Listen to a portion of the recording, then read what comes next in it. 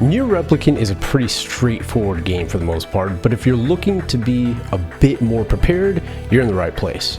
Here are some beginner tips that you can use during your playthrough of Nier Replicant.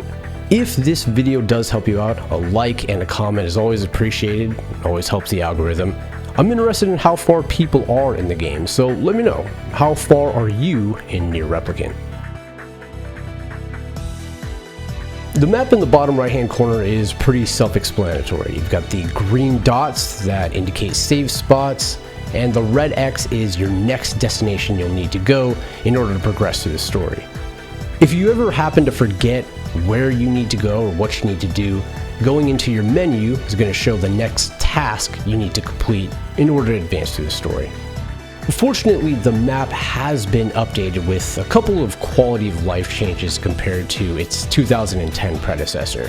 First and foremost, you'll be able to locate vendors that sell items and equipment and materials throughout their icons.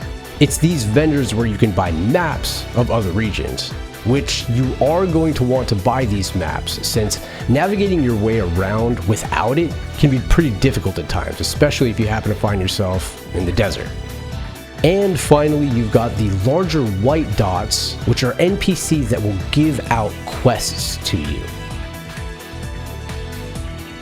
Anytime that you see an NPC with a word bubble over their head, it likely means that they've got a quest for you to complete.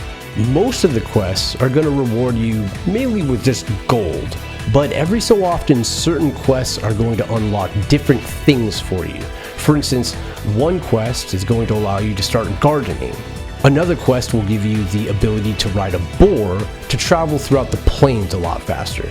You can even get weapons from quests. The main point is that completing these quests will give you other amenities other than just gold, but 9 times out of 10, you're going to receive just gold as your reward.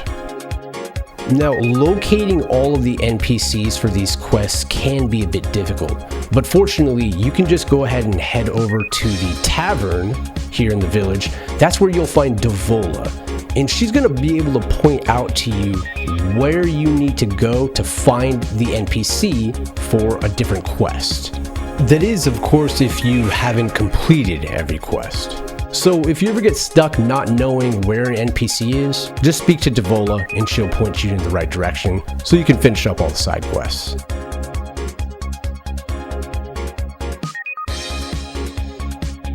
During your journey, you'll go ahead and pick up items that can temporarily increase your magic, strength, defense, and magic defense. Drops increase the stat by 30 seconds, while capsules increase the stat for 60 seconds. Now you can combine these items with words, which I'm going to be talking about later, in order to deal out massive amounts of damage pretty effortlessly too. Even better, you can actually purchase these items over at Seafront, which is a town very close to the main village. Definitely keep this in mind since you'll want to use these drops and capsules during boss battles.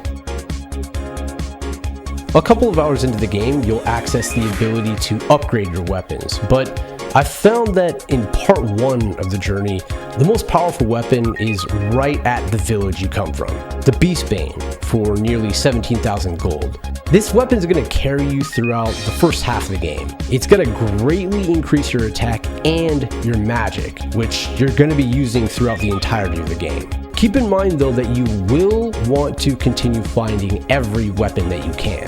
You see, in Nier Replicant, there are multiple endings, actually 4 to be exact, and in order to get them all, you will need to collect all 33 weapons. Now, I will be coming out with a guide showcasing each and every weapon location, so if you're interested in that, be on the lookout for that video. Or if you're watching this later in the future, you can check the pinned comment below for the link.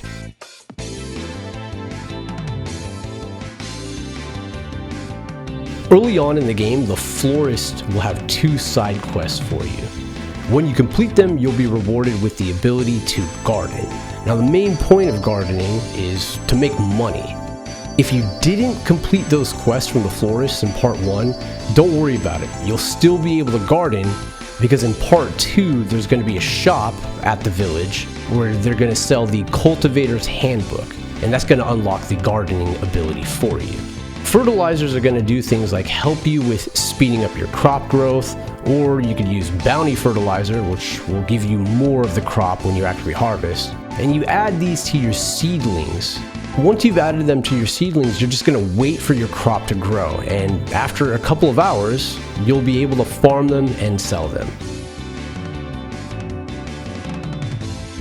Words are picked up as you defeat shades, and they increase stats like your attack power, item drop percentage, they'll reduce MP costs, and other various buffs like being able to deal out status debuffs to enemies. Once you've received a word, you can equip it to your weapon, your magic, or your martial arts, which is blocking and evading. This is big to know because equipping words with both block and evade will stack. It essentially doubles the amount of the percentage gained to the stat, so keep that in mind.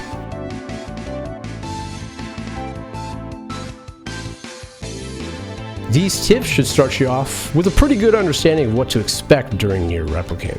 If you're interested in learning how to make some pretty quick money, you can check out my guide for it here.